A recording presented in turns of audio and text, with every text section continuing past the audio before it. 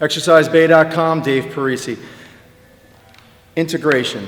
We talk about stimulus, okay? We talk about it's not what you do and how you do it. When you're doing a lunge, we're going to get into lunges right now. All right, now you could load lunges any way you want. You want to do a sandbag on one side and transition patterns. If you want to do some type of a matrix pattern, if you want to use it side loaded, we call them like a suitcase load, where you're holding on one side with a dumbbell or a kettlebell. You want to hold it in an upright position, anatomically safe, elbow in on your shoulder, medicine ball. Let's not talk about load application. Let's talk about the mechanics of the lower extremity when going through a lunge. I want you to look at my feet for a minute. All right, Cody's doing a great job. We're looking at this yellow stick right now. Look at the position of my feet. What I'm going to do is I'm going to step back into that lunge. That stick is here for a reason. I'm going to do it in slow motion. I'm going to step back very close to the stick. I'm coming down into my lunge position. Okay, now look at my knee code. The center of my kneecap is in direct opposition on the inside of my big toe.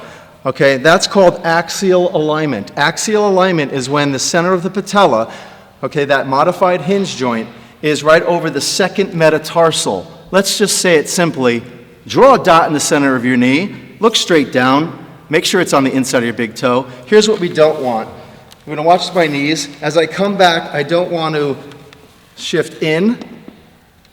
As I come back into that lunge position, I don't want to sway out. Those are muscular imbalances that, as a certified personal trainer, that we have to address with our clients on a one-to-one basis. There's certain tactile cues that we could perform.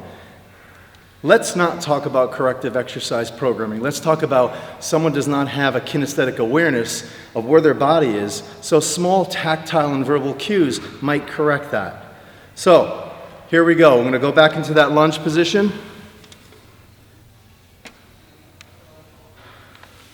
You're going to step back, step forward, step back, step forward, step back. Now look, see how I'm close to that stick? Okay, now watch what happens. Here's what you see.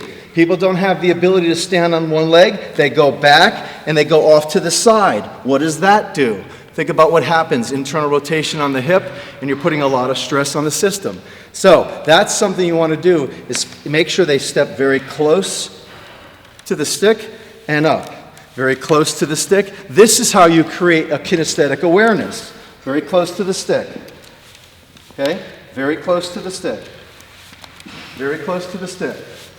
Very close to the stick. This is how we create a kinesthetic awareness.